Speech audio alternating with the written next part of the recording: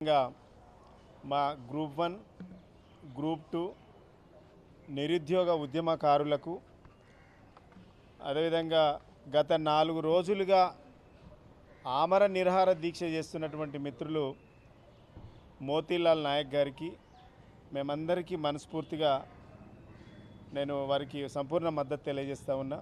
Media మిత్రులకు నమస్కారాలు తెలియజేస్తూ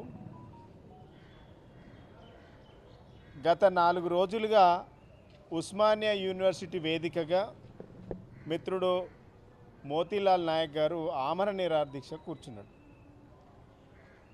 కనీసం ప్రభుత్వం నుంచి కనీస స్పందన లేదు.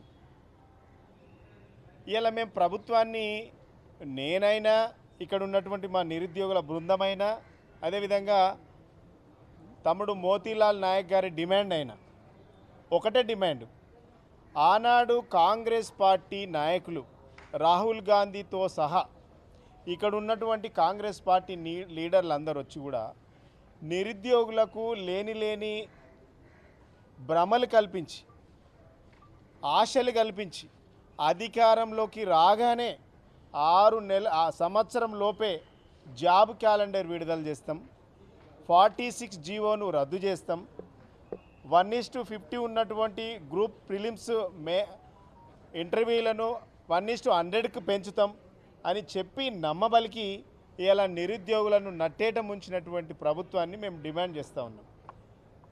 అరే, విద్యార్థుల జీవితాలతో ఎందుకు ఆడుకుంటూ ఉన్నారు?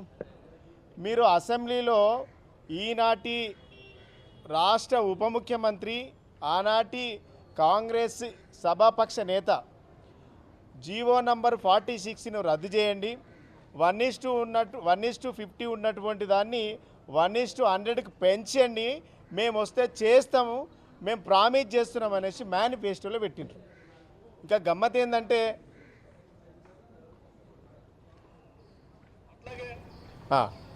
గ్రూప్ 1 సంబంధించి చాలా సంవత్సరాల తర్వాత ఈ రాష్ట్రం వచ్చిన తర్వాత మొదటిసారి వాళ్ళకి నోటిఫికేషన్ ఇచ్చారు అధ్యక్ష. 1:50 వాళ్ళ ఎలిజిబిలిటీ ఇచ్చారట. 1:50 కాకుండా 1:100 ఇస్తే కొంత ఎక్కువ మంది చాలా సంవత్సరాల నుంచి ప్రిపేర్ అవుతున్నారు కాబట్టి అవకాశాలు బాగుంటాయి కాబట్టి దయచేసి 1:100 ఇవ్వాల్సిందిగా నేను మీ ద్వారా రాష్ట్ర ప్రభుత్వాన్ని ఆలోచన చేసి అవకాశం ఇవ్వాల్సిందిగా కోరుతా ఉన్నాను. ఇలా నేను కూడా నిరుద్యోగుల పక్షాన ఈ ఉద్యమకారుల పక్షాన మేము కూడా అదే డిమాండ్ చేస్తూ ఉన్నాం.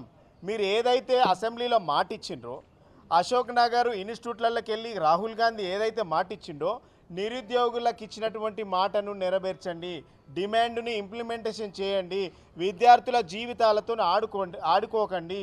ఇలా అధికారంలోకి రావడానికి ముందు అనేక వాగ్దానాలు చేసిండ్రు మీరు.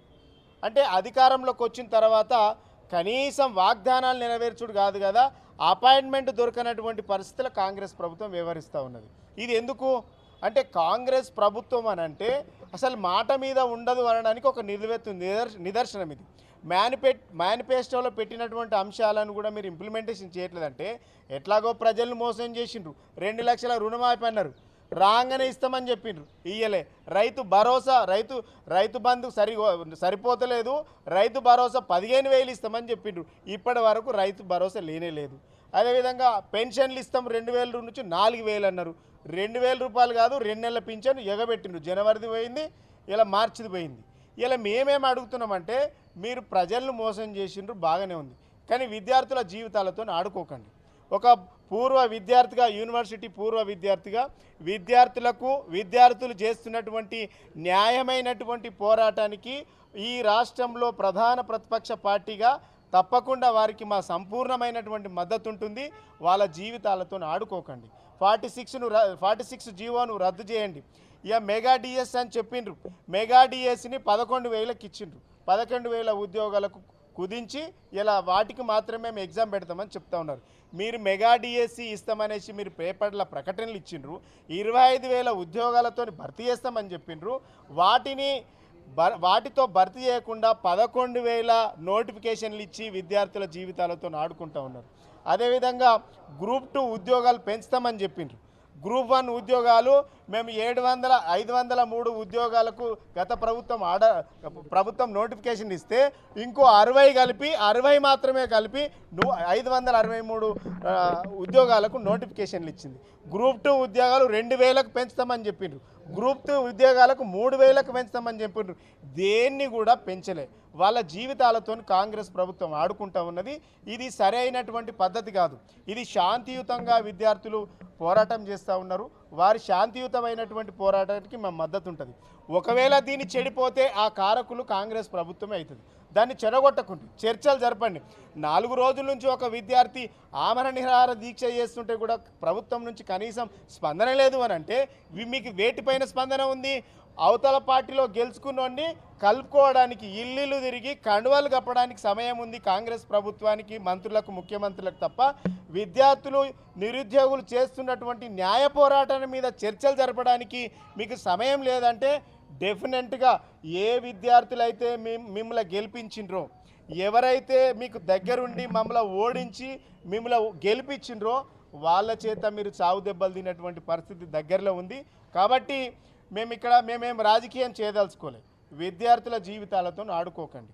ఇలా గురుకులాలలో ధర్నా, రెసిడెన్షియల్ గురుకులాలలో వాళ్ళ అభ్యర్థులు ధర్నా చేస్తూ ఉన్నారు. డిఎస్సి అభ్యర్థులు ధర్నా చేస్తూ ఉన్నారు. ఆశా వర్కర్లు ధర్నా చేస్తూ ఉన్నారు. ఈ రాష్ట్రం అంతా కూడా ధర్నాలతో దద్దరిల్లుతూ ఉంది.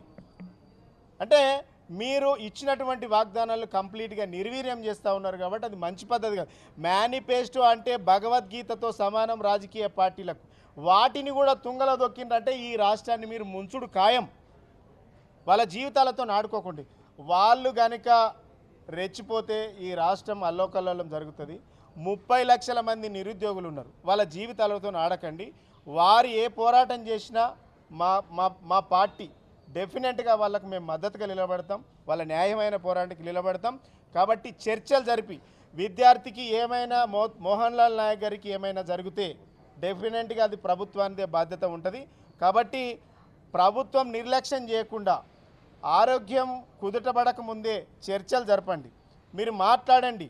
విద్యార్థులు అపాయింట్మెంట్ ఇవ్వమని అడిగితే కనీసం స్పందించట్లేదు. మంత్రులు కాళ్ళ మీద పడుతూ ఉన్నారు, కాళ్ళు మొక్కుతూ ఉన్నారు. ఇలా మీ కాళ్ళు మొక్కనిక మిమ్మల్ని గెలిపించింది కాంగ్రెస్ పార్టీని.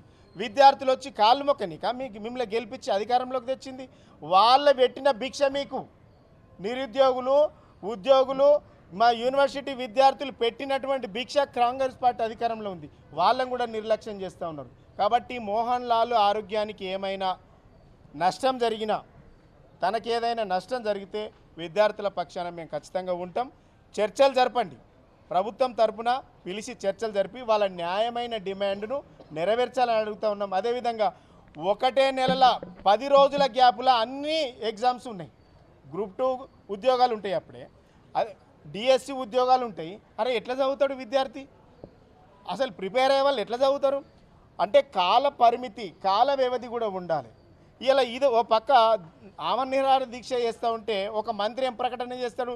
యథావిధంగా జాబ్ క్యాలెండర్ ఏ విధంగా ఇది ఇచ్చినామో వాటి ప్రకారమే ఎగ్జామ్స్ జరుగుతాయని స్టేట్మెంట్ ఇస్తారు. అంటే విద్యార్థులు ఒక గందరగోళమైనటువంటి పరిస్థితిలో ఇలా ఒత్తిడికి లోనవుతూ ఉన్నారు.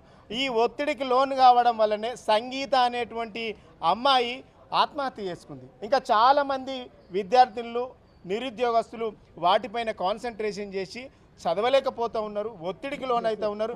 వెంటనే చర్చలు జరపాలని కూడా ఈ సందర్భంగా ప్రభుత్వాన్ని హెచ్చరిస్తూ ఉన్నాం. ప్రభుత్వం స్పందించకపోతే డెఫినెట్గా మేము కూడా నిర్ణయం తీసుకునేటువంటి అవకాశం ఉంటుంది. కాబట్టి ఈ విద్యార్థులతోని, నిరుద్యోగులతోని చర్చలు జరిపి వారి సమస్యలు పరిష్కరించాలి. లేకుంటే వారికి మద్దతుగా మేము సంపూర్ణంగా నిలబడతామని కూడా ఈ సందర్భంగా ప్రభుత్వాన్ని హెచ్చరిస్తాం.